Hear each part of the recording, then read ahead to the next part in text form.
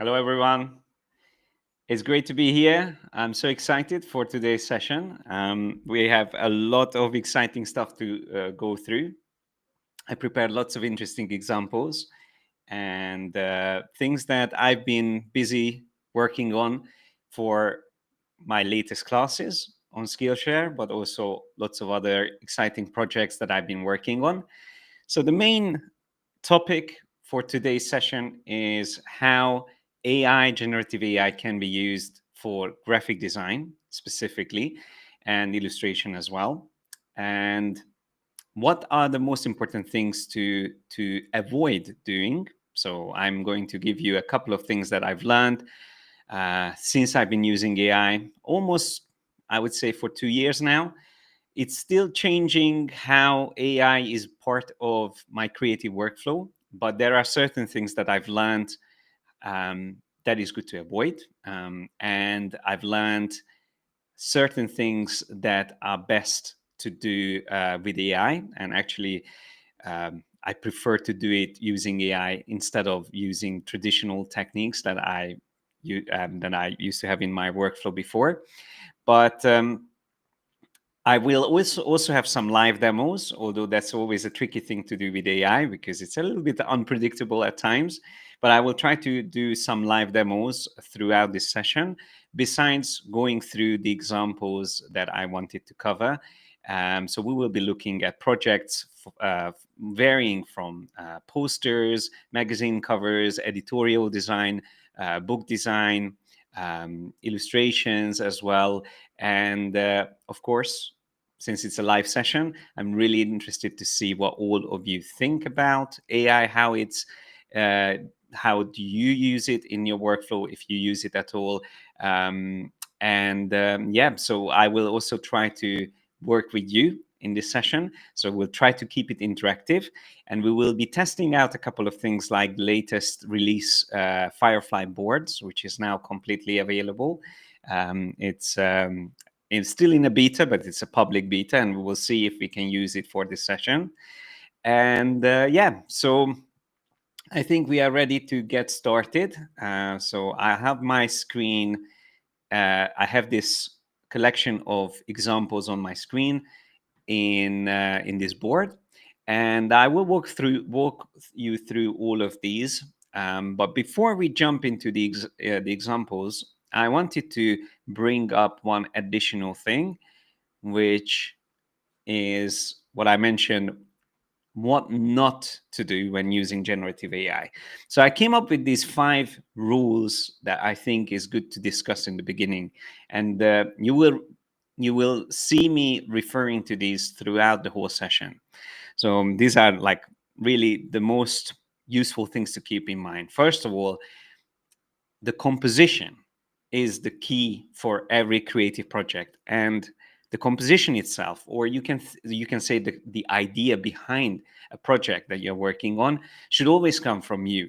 That shouldn't come from AI. So it's not something that what shall I make for this project? Let's say you have the brief, and then you start asking AI to create some images, and then you let yourself be or let AI be the defining factor in your composition.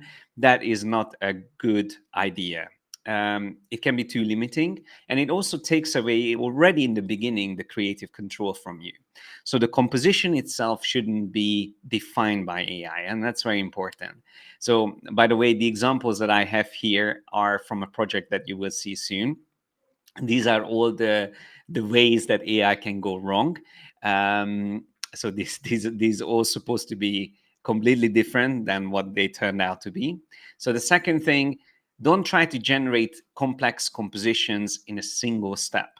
So again, if you rely on AI to create the entire composition, which can be most of the time fairly complex, then you will fail, or you will waste too much time again, if you do it that way. So again, you will see me that generating assets for a composition makes more sense than trying to generate the entire composition. Again, that takes away too much control if you try to do that. Third, don't limit yourself to text prompts. And this is probably the most important one. You will see me doing or aiding AI with a lot of other things than just simply text. So writing something down that you imagined is useful, but that shouldn't be the defining step in your composition again. So there's so many other ways of prompting AI to generate something, whether it's a sketch, whether it's a 3D mockup, whether it's a screenshot from Google Maps. You will see me using all of these things and only using text prompt almost like to supplement these inputs. So that's also a very important like rule of thumb that I stick to whenever I use AI. Also important, don't give up on your vision too easily. And this can happen especially when AI comes up with some really cool stuff. Like you generate images and some of them turn out really cool, but they're completely different from what you imagined. It's very easy to be led by the AI astray and go in different directions that you originally imagined. And to a certain extent, it's good to give yourself freedom in exploring different directions and let AI be more like a partner, a creative partner who you can brainstorm with, but you shouldn't be interrupted in your flow by AI, or shouldn't change completely the direction because of AI. So that's again something that you are the one who should stay in creative control, and don't let AI overrule that. Or overrule that.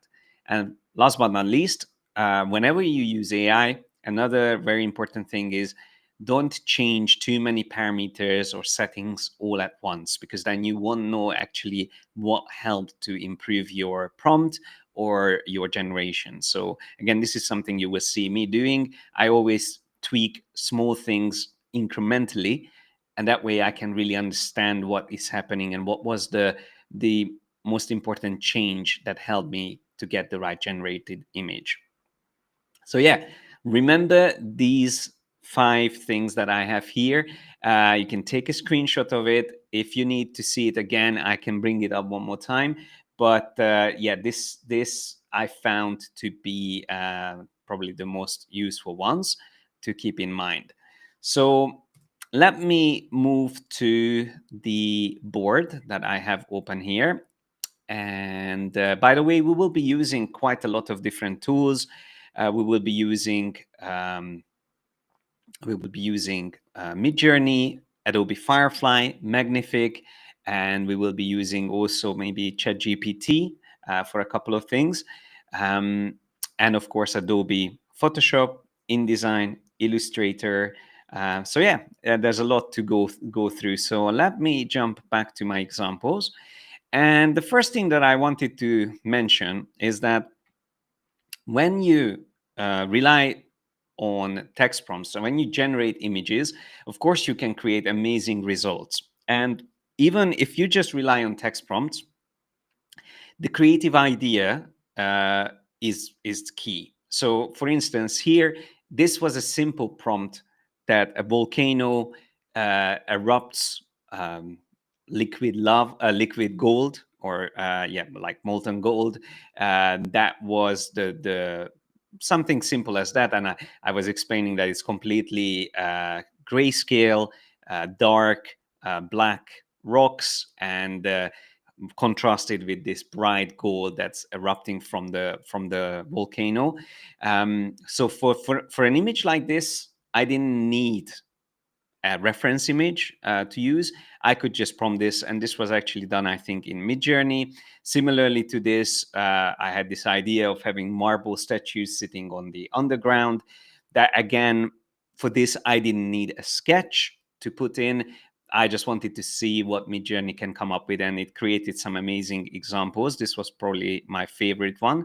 And then in other cases, when I want to have a more specific composition, that's when I start to use sketches. So you can see an example of a whimsical illustration, a very rough sketch I did. I had this idea of having a medieval um, composition of two knights fighting a massive dragon, and it's so big that we only see one of the legs or the foot. And then I intentionally didn't even draw anything in the background because I wanted this to be very clear in the composition. And this was very early on. So it was when I think Midjourney was probably only in version 4 or 5, but I already managed to create a really good result with it. And I actually used Magnific as well in the early days when style transfer was just introduced. So, but again, you can see the clear thing here is that the composition was already defined by the illustration. And then later on, I refined a couple of things, and it wasn't like a straight up um, transfer of my sketch to the final version, but it still relies a lot on my illustration. I also did a stream on our channel about this project where I was working on posters for a supermarket, which is an organic, which is marketing itself, that is creates organic produce. And again, here the concept was recorded in a sketch format, and the sketch was used in ChatGPT with the prompt itself explaining what it is. So it's a broccoli and a carrot as parents holding their child, which is a combination of them two, broccoli, carrot. And yeah, ChatGPT did an amazing job. And then I did a couple of additional variations on that. The same thing with this sketch, which I had about like a landscape, which I wanted to be all made of food. So this is how it turned out in the end. For this, again, I use ChatGPT, but you can see how closely it relies on the original sketch. And there's a couple of other examples here as well. I'm not going to go into too much detail on this, but here's already something that I've learned that can be extremely useful. So when you are sketching and you create a rough sketch of the illustration that you want to create, that can already be extremely useful for maintaining the composition that you had in mind. Because then whichever tool you are using will be able to stick to that composition. Usually it's called composition or structure reference. And as you can see, here's the same illustration made out of felt, or here's another illustration that looks more like something that could be 3D generated, but all relies on the original composition. But sometimes, if you want, let's say, the colors to be more similar to a specific set of colors, then one useful thing to do is to maybe mock up your illustration or composition in Illustrator and just use a couple of simple vector shapes. So here I just traced over that illustration. You can see I didn't put any shading or any details in. I just created the most basic necessary shapes, but then this would be easier to use to maintain also the colors that I want for my composition. So if colors are important, then it's a useful step to do to render for generating the image. It's going to render it based on these colors, so you can ask AI to stick more closer to that. But you can go even further than that. And if you want, let's say, the background to be a specific color or a different style, you can see what you can also do is to just use that background detail. So if I'm just going to open up this illustration, let me just open this up, the llama illustration. So you see, when you have it, let's say, if I set this up on a separate layer, just quickly take off the llama, put it on a separate layer, I could just export this image, and maybe even the cacti I can remove and just say, I want the mountains to be generated first. So the good thing about that is that it won't affect the llama itself. And then you can combine the two things together. So think of like layers. you generate multiple layers individually, and then you combine them together. So I intentionally did this before this session because it can take a little bit long time to see the results, but you can see how many different variations I can come up with for the background just by using different reference images, slightly different prompts. You can see lots of variations that I can create.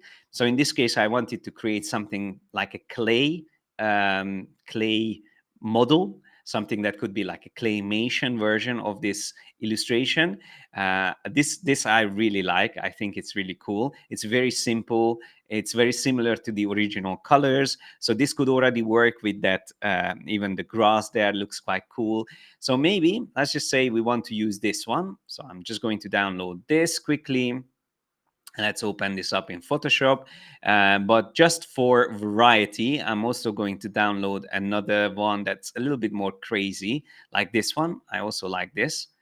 So let's just drop this in as well into Photoshop. I'm actually going to copy this over here.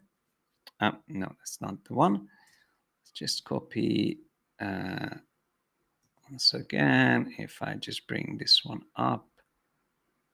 Yeah. Copy that over here. Yeah, and you can see if I turn it on and off, it's exactly the same silhouette. So that's the advantage of relying on that original composition. And then let's jump back here. These are, by the way, all of these are coming from Magnific. Magnific has this image creation feature or generative model called Mystic version 2.5, where you have the option to use a structure reference and a style reference. So the structure reference in this case was that image that we had in Illustrator, just of the backdrop. And style references were different images of clay models or scenes that I used. And then we can see that there's some really fun versions of the llama, but each time I did this, notice that it changed the background. So because I had in the prompt cacti or cactus, it actually made those hills or turned those hills into cacti as well. In most cases, like here as well, you can see that's the mistake it made. But this can be ignored if we separate things. So if I only pick the llama from these generations or generated results, I really like this one, for instance. This llama looks really fun. I think we can use that one. Yeah, with the yellow hat. I think that's really funny. This one is a good one. So let's just download this. And we open this also in here. And then let's just drop it over to our other composition. And again, the silhouette should be the same, maybe slightly off here because I used a different version of it. But I'm just going to use quickly the remove background. Let me see first, select subject. It should find the llama quite well, yes. And then we will just mask this out. There you go. And once we have the combination that we like, we can obviously test out different views. Like this version I prefer because it has more contrast, while the other one is a bit more crazy. It probably doesn't work as well. These are great just to test the composition. So, and again, this is why it's useful to have like split your composition into the backdrop and the subject and then combine them together. And by the way, here in Photoshop, now we also have this feature called harmonize, which can be extremely useful. It doesn't work always well, but it does a really good job in most cases to make sure that your layer that you place on top of another composition feels like it was already in that place. So besides your selection, this can be the adjustments to colors and tonal values. So it's here in the contextual taskbar. You can see it on the top. I'll just bring this down a bit so make sure everyone can see it.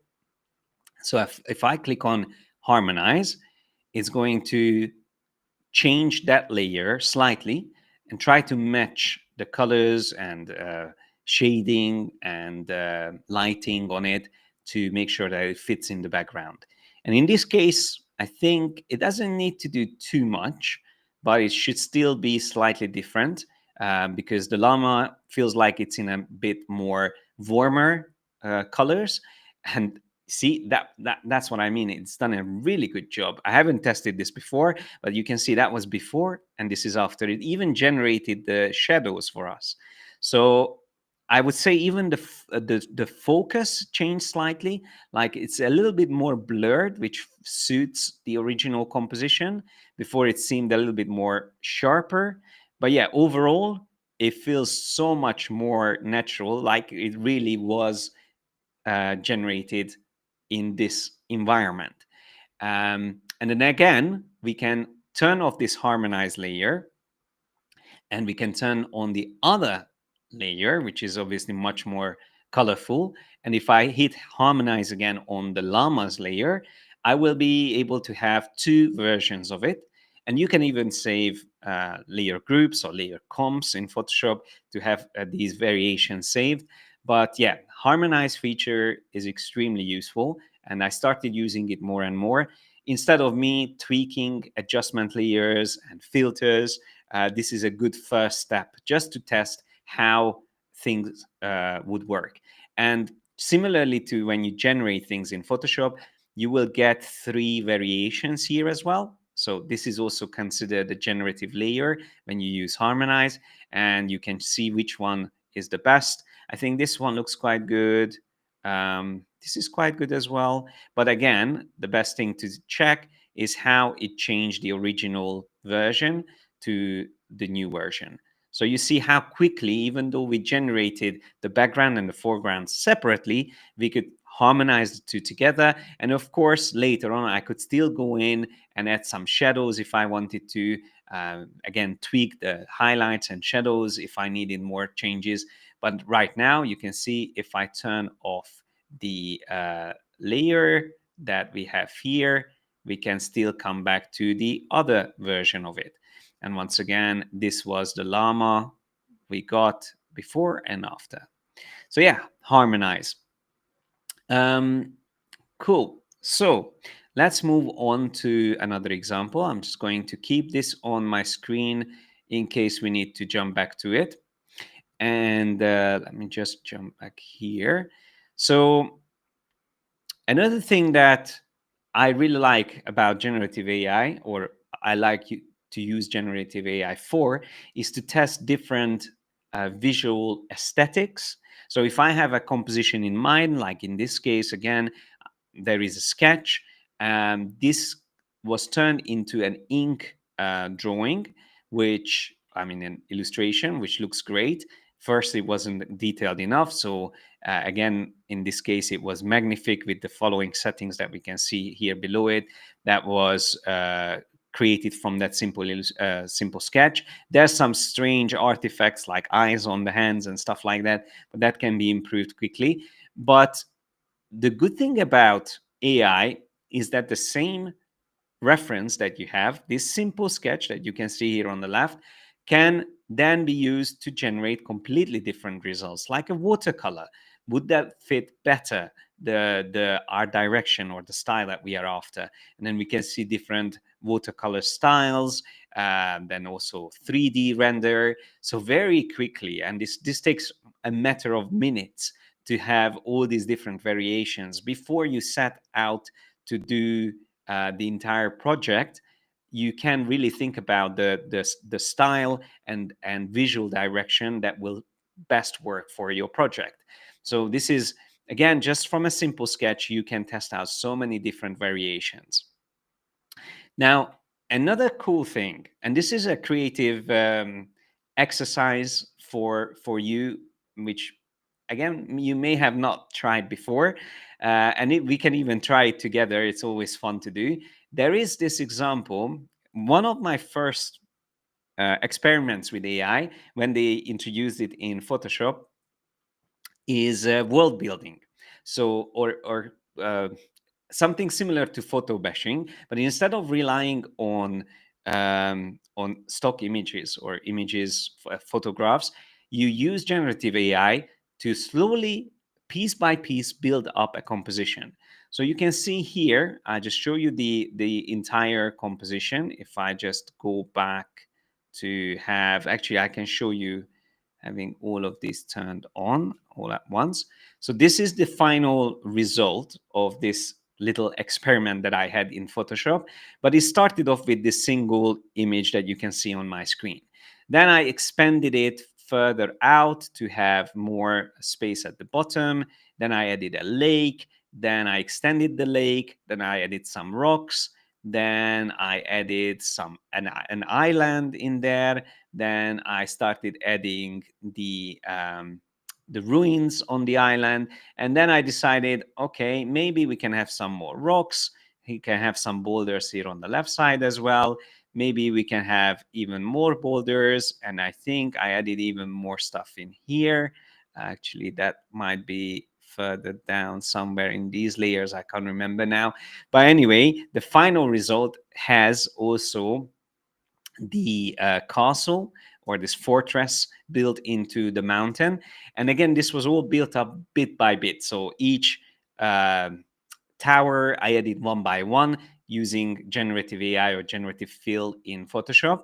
But the coolest thing is, once you have a good composition that you like, that you built up from scratch, you can then enhance it with a tool like Magnific and look at the amount of detail this can have. So if I zoom closer, once again, this looks very generated because of the difference in like focus. The some details are more in focus, some others are more blurry, so it's not consistent. The focus, that's a very common trait of using multiple generative fill layers in Photoshop, but this can all be fixed with a tool like Magnific. And once again, look at the before and after. It stays very close to the original composition. Like almost every little detail is exactly the way I set up and created. But obviously, it has a lot more detail, both the mountains, the trees, and here's that island in the foreground, has a lot more definition and detail. And the cool thing is, once you created a version like this, you can bring it back into Photoshop and you can start refining things. Like I can see a little mistake there in the background that can be removed. I'm just using the remove tool. And then if we don't like some detail like this building here, we can maybe make a selection on it, like this detail, make a selection on it. And then normally, if you just do generative fill and you don't write anything in the prompt, it's going to try to remove that detail, or it creates something similar to it. And that's also something that in Photoshop specifically, I like to do, that instead of relying on the text prompt, more I am more careful about my selection. So in this case, as you can see, it removed it. So if I didn't specify anything in my prompt, and I actually already like it better than it was before. But if I specify in my prompt, it's a medieval. Just type in here, medieval. Oh, why is it not typing? Yeah, the medieval uh, castle ruin, and then generate. You can also, of course, use references within generative fill in Photoshop if you want. But in this case, I'm just relying on the environment, the rest of the image. And you will see that in that case, now that I specified it, it did a much better job adding some detail there instead of just completely removing it. Like this, actually, I really like. This looks quite good as well. And yeah, if I go back to my layers, this was before and this is after. So we can also just see this part I really like as well with the boulders. Once again, if we look at the before and after, it's so cool how Magnific really retains all the details or all the original composition, but just really adds so much definition and detail on it. So yeah, the experiment and the this is really a playful thing that I recommend to try out, is that you start with a blank document. So maybe we can start with like a square, blank square document, um, or maybe even something smaller, something like this. And then I select all and I say generative fill, and I want to start with, let's just say, a lake, or in this case, just so it's not so similar to this, I'm going to start with an apple tree in a um, in a uh, on a volcano. Apple tree. No, no, let's not do volcano. Apple tree in Sicily. Let's just do that. Actually, it would make more sense if it's olive tree in Sicily. So let's start with that. And then let AI, in this case, let AI guide you a little bit. So, of course, you will still be able to choose which composition you like. And if you don't like any of the examples or any of the generated images, you can just say a single olive tree in Sicily, see in the background. Just going to change my prompt, improve my prompt a little bit.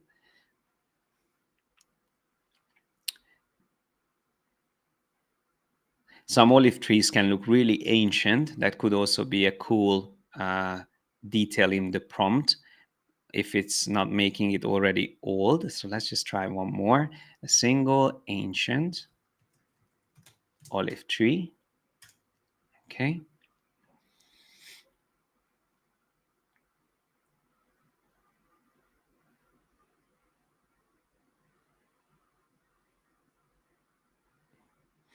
There you go.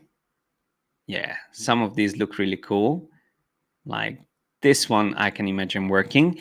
And then, yes, so from this point on, now that we have a good example or good subject that we can work with, we can start expanding this. So we can use the crop tool and we can decide where we want this to be. Maybe I will expand my canvas and have the tree aligned to the rule of thirds.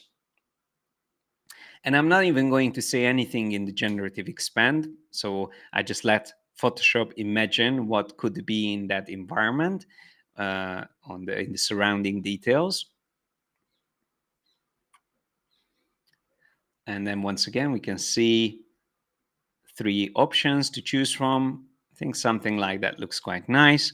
And then we can start adding stuff to this. So for instance, here in the background, we can make a selection and then we can say generative fill, and we can do a monastery. Let's just do a monastery in the background, Sicilian monastery. Let's do that. So this is a technique, of course, that has been around for a long time. Photo bashing, putting things together to create a composition. Matte painting, they use this very often for matte painting. But this is obviously a completely different approach, where you, instead of looking for photos that could work well together, you rely on AI to quickly come up with something, a composition that you want to create. And this is more, like I said, a creative experiment. So I highly recommend to try this out. And then obviously I would just keep adding, like you've seen me with the previous example. And we could maybe have some people in the foreground, maybe a person sleeping under the olive tree. There could be something in the sea, like a big sailboat, and so on and so forth. So there's so much potential in a simple composition like this. We could also extend the tree, make it even bigger, branching out. Maybe there could be so much other things in this empty field in the foreground that is currently a little bit barren, but we could add a lot of things to this. But yeah, so I highly recommend to try this out. And then again, the main issue with this technique is that it's going to have clear signs of the fact that it's generated and parts of it were not generated at the same time. But that can all be fixed in the end when you run this through a tool like Magnific, which would enhance the entire image and add a lot of additional detail into it. So maybe let's just add one more thing here. Actually, let's just move on because we won't have time for everything that I wanted to cover. But yeah, that was another creative exercise that you can do with AI. But here's some more examples of sketches used. Sketch is something that I really like to rely on because it really defines what you want to achieve well, and you don't have to be amazing at drawing to create sketches that will work for generated images. This one again is I've done this in Firefly with the composition reference, and I believe I use style reference as well for the colors. But you can see I also added the text prompt. But even without the text prompt, it already created really good results. So the whole idea here was to have this perfume bottle balanced on rocks in the middle of a lake at sunset. And what I love about AI is how convincing it is when it comes to complex details like see-through materials like glass that reflects light as well. So there's a lot of things here that I am just not good enough to be able to recreate this from simply combining photos together to have that exact light reflected the way it is, like reflecting upside down. There's a lot of things here. It might not be perfect because it's AI that came up with this, but it's still better than what I would have done if I had to put this composition together. So if I had that image of the perfume bottle, I'm not sure if I would have been able to create the lighting as convincingly as this. Similarly to what we've seen with the harmonize feature, AI is just so good at combining things together. So that's one of the strengths that I always like to rely on, like creating reflections in general. I can show an example of that if I just bring up an image. Let's just see, maybe this one here. You can see the reflection of this guy here on the left. That's all AI. This is actually a separate image, this person here on the left. And actually, you can't see the reflection properly. But if I move it away, this was generated to make it look like he's standing in this muddy scene. So blending things together is again so good in AI for when you use AI for that. And I can show you another example of this. Here's a composition that I put together without the use of AI. So this little composition was based on a sketch, like I always do. There's my original sketch. Just turn this on and put it on the top, and I'm gonna increase the visibility of it. So yeah, that was my original sketch. I had this idea of have off the map text with made up of branches, and I have these animals sitting on it. And for things like this, what you can use AI for is, here I used actual real images of twigs, and I used the puppet warp to bend them and move them in the direction I needed them to be. But then there are certain details, like for instance here, where the two twigs are overlapped, that I could make a selection around it, like let's say here, and even without specifying anything, I just do a quick generate on this, a generative fill, and let's see what it is going to come up with. Most likely it's going to merge them together. There you go. So it creates a perfect combination of the two. Like, this looks so realistic. So again, I didn't rely on the entire composition trying to ask AI to turn my sketch into this. I only use AI to enhance it, to make it more believable. And the same thing would work on all of these intersection points where details meet. I mean, I already did a fairly good job at trying to combine them, but there's definitely details that could be improved. Like here again, maybe this could look better if we do another generative fill layer on this. And one thing that you have to keep in mind, that whenever you use generative fill in Photoshop, it will also fill in the entire selection. So you might want to use a mask to make sure that the generated details won't include the background color, because that can cause problems. So it's just a simple thing of having the original mask of the outline of that shape that I would use in this case. Uh, Here it didn't do such a good job as on the other one, but it could just maybe be a couple of additional generations that it would nail the combination of those two details. So yeah, using AI to combine things and merge things together or blend things together is another thing that I really like it to be used for. And here's a project. So this is actually one of my most recent classes on Skillshare. If you want to check it out, it's around 3 hours long. I go into really, no, actually 2 hours long. I go into really through all the steps that I use to create these posters for the charity called Amazon Aid. We partnered with them and we did a contest as well about this. But then I turned this into a class showing how I would use AI to create a variation of posters for using the same composition. So it's this one, designing impactful posters with Photoshop and generative AI, that I highly recommend to check out. I'm just going to show you the one of the compositions, and this is actually something that I walk through step by step in the course, that shows the original sketch, which I will bring up here on my screen quickly. Just go over here. Yeah. So there you go. That's the original sketch.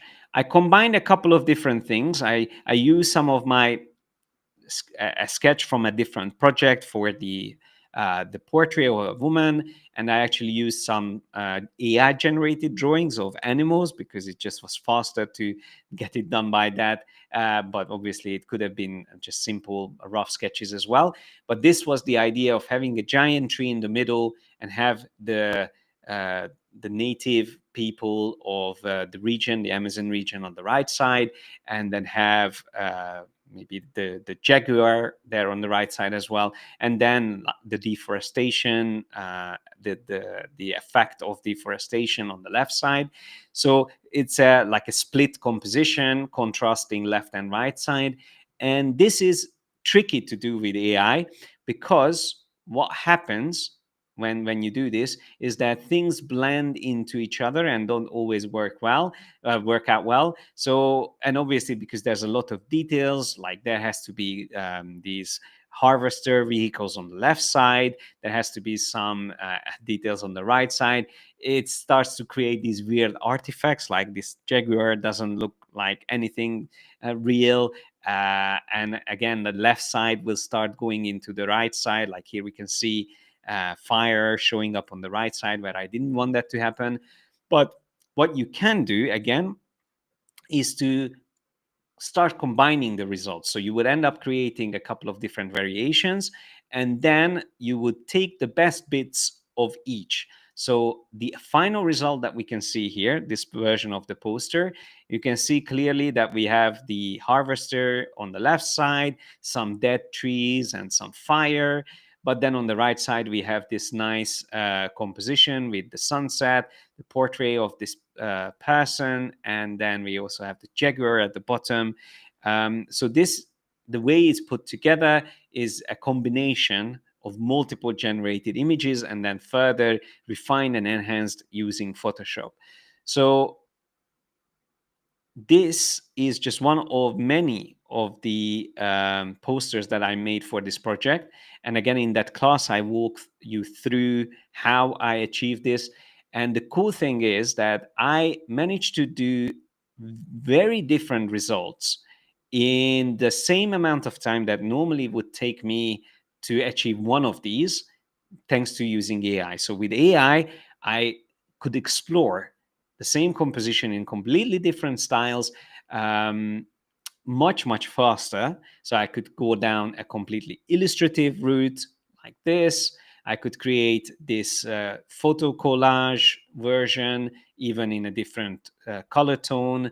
And then I could create more of a photorealistic version as well.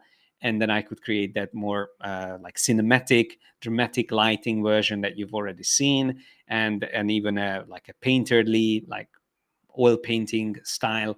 So lots of different styles explored in the same amount of time that normally would take me to do just one of these, if that. So yeah, if you utilize AI in your work, it can really help to speed things up, and you get to explore a lot of creative directions that normally you wouldn't have the time for, or the budget. The client wouldn't have the budget for that. So this is something that I realized since I've been using AI, that it really changed my workflow. So here's an example, and then we can do this live as well. This is from another course, actually a series of classes on Skillshare that you can also check out. Once again, if I just bring up my screen, you can find these under the Adobe Illustrator courses. So here you will see, there's more of them. There's the one with the bear. There's also a couple of other ones. I highly recommend to check these out. These are mainly showing you Adobe Illustrator techniques of how to turn a sketch into a fully finalized vector illustration like this one. Here it was, the concept was to create like a Soviet era propaganda poster using this idea of having a bear as an astronaut. And you can see that was my original sketch, which I traced over. So here, this is not a generated image. This is an illustration that I did in Illustrator. However, I always do multiple sketches for projects. Like here's another version of the same composition. And I already prepared this prompt. So instead of me spending a couple of hours of vectorizing multiple variations, so for each of my sketches, go through all of the details, would take obviously a long time. Like the sketches take only, maybe each sketch would take 10 to 15 minutes, while doing even a simple vector illustration like this takes a couple of hours. So if I don't have the time to do all three of them, but I want to present them in the same quality as this, I could go ahead and turn these sketches into something more similar to that. So let me show you this. For this, I will use Magnific again. And I believe I might have something further down here that, no, actually I don't have it. So I'm just going to drop it in here quickly. So I will use the Mystic, which is to generate new images.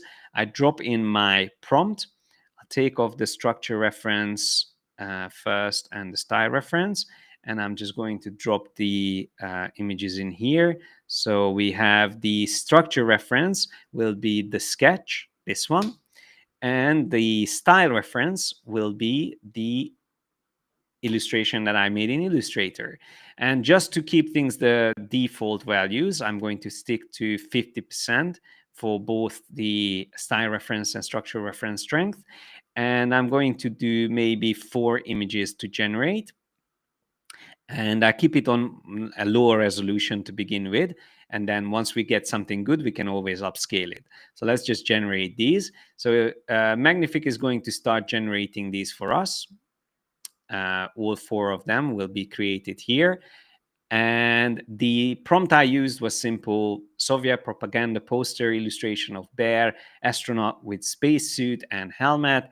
Text saying bear note at the bottom, space theme illustration, grungy, gritty, textured. So once again, I'm not only using my sketch, but I also created a fully vectorized illustration in the exact style that I want. So I'm not referencing anyone else. I am referencing my own illustration style. And I'm, in a way, you can think of this as multiplying your output, because for the second composition, I don't have to necessarily create the vector illustration, I could just spend a few minutes to turn my sketch into something that will look very similar to that final result. And if the client likes this composition, then I could just spend that extra couple of hours of vectorizing it and get it as close as possible to this generated image. However, here's one very important thing that I wanted to mention. If you ever use AI in your creative project, you should always be like transparent about it and actually make a point about it that even before you start working, you can check with your client, is it okay if I use AI in this project for certain things?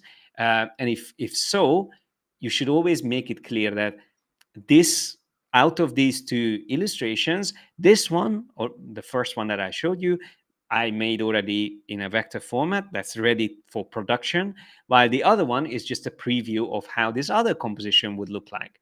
So let's take a look at the first one.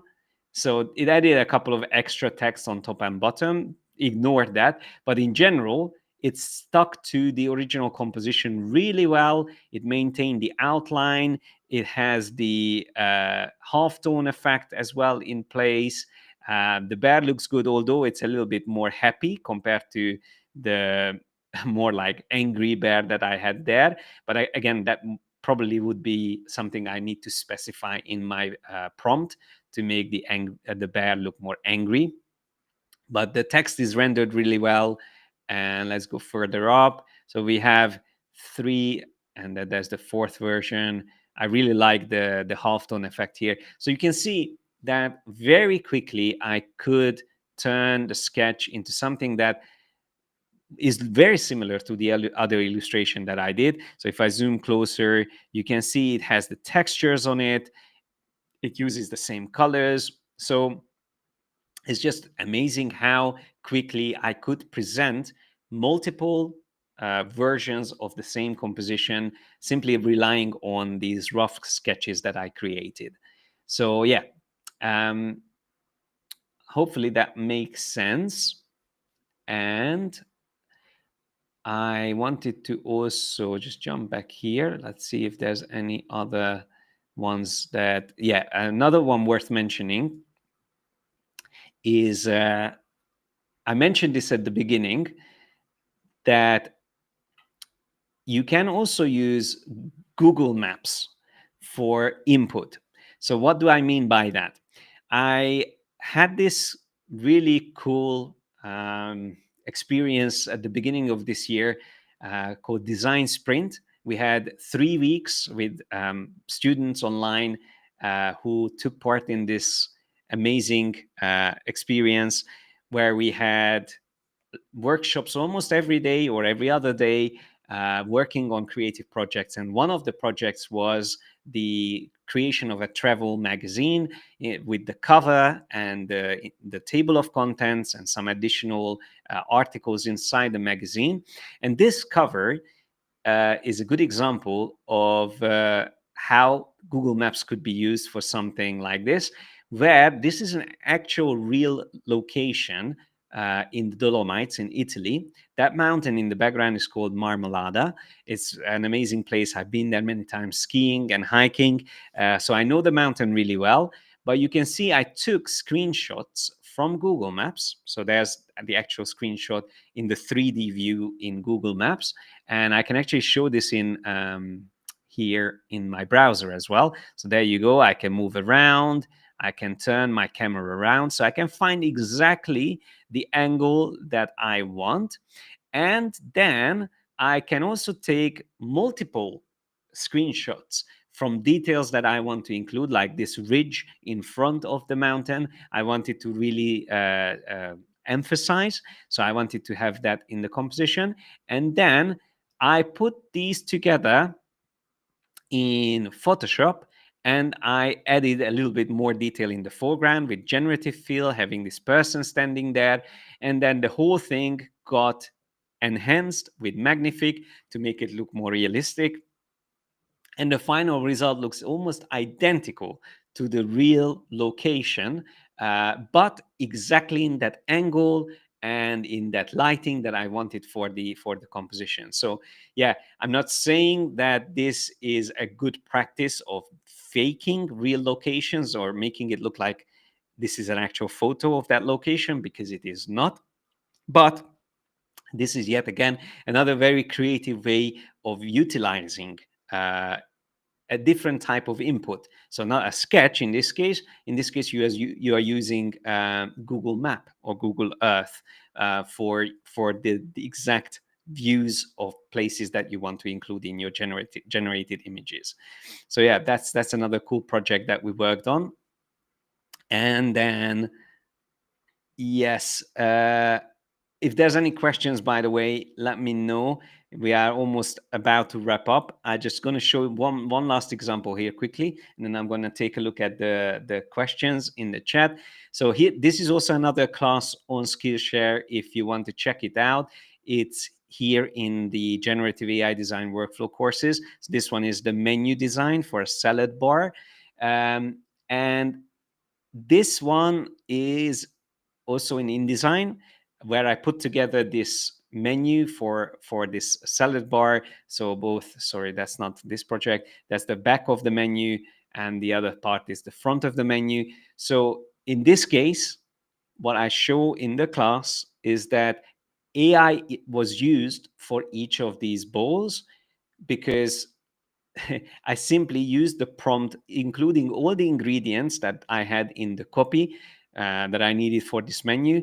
And Midjourney did an amazing job of creating or generating these images showing exactly all the ingredients that I needed.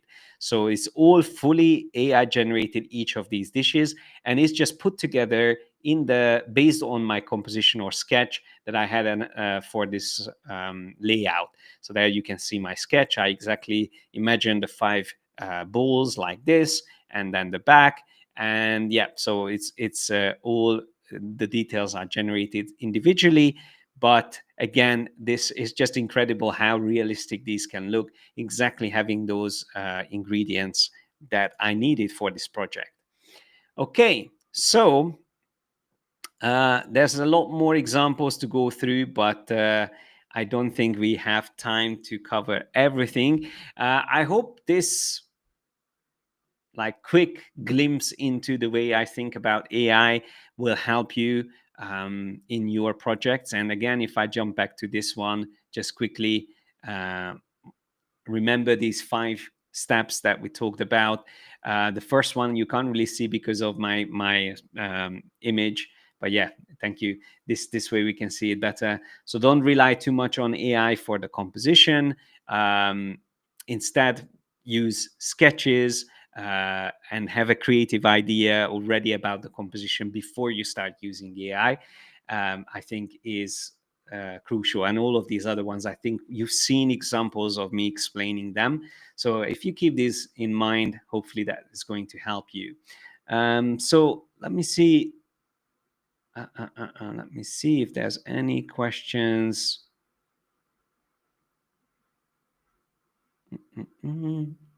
Checking on YouTube.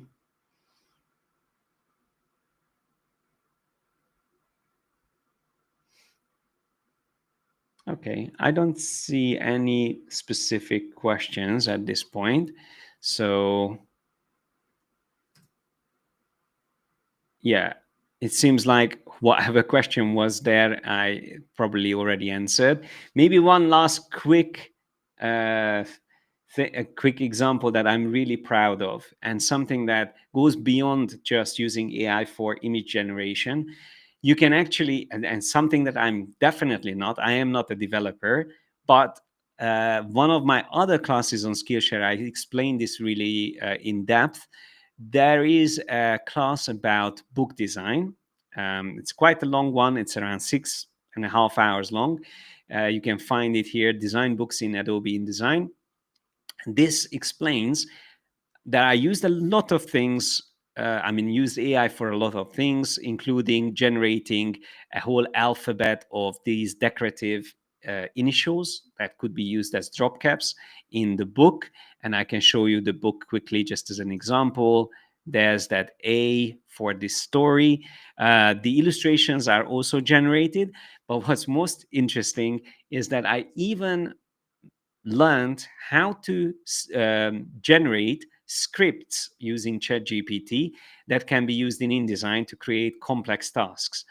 So in a way, you can use, and I have this example up here. I found it in ChatGPT. So here's the actual JavaScript that ChatGPT wrote based on my request. I said, I need these specific things to be, I want to achieve these in InDesign for this project. It's a long book and I need to create an index for it. But the index feature in InDesign is just lacking the complexity that I need.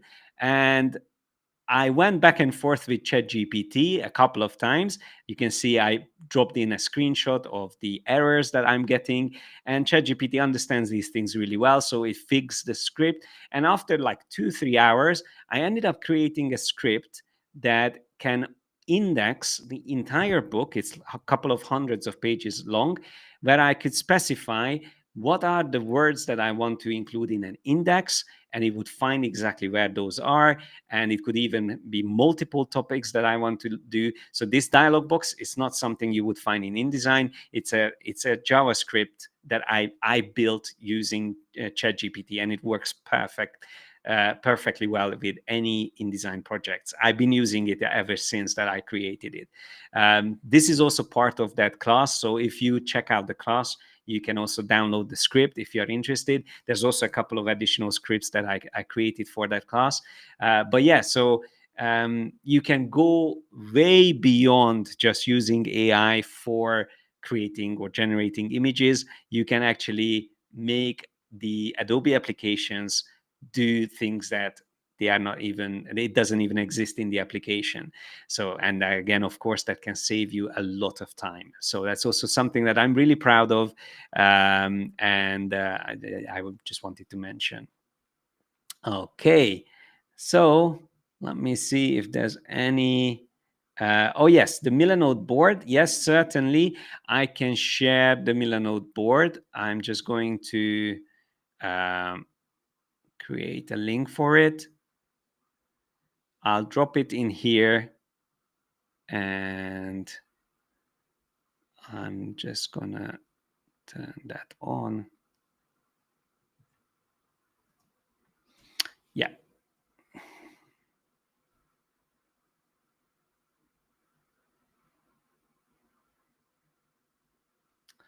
Cool. So I hope you found this session useful, and please share your creations. I would really love to see them. And yeah, you can post your finished piece on Instagram and tag us at yes_I'm_a_designer, and also at Skillshare, and also use the hashtag Skillshare Live if you can. You can also add your artwork to the projects tab on my classes over on Skillshare to get feedback from the community and myself. And all the links and handles are down in the caption in case you missed them. And also make sure to subscribe to Skillshare's YouTube channel for more live sessions like this one. And yeah, thanks a lot for tuning in. I can't wait to pop into the project pages on my Skillshare classes over the next couple of weeks and see what you've been inspired to create. So thanks a lot for joining. Hopefully, I'll see you next time. Bye for now.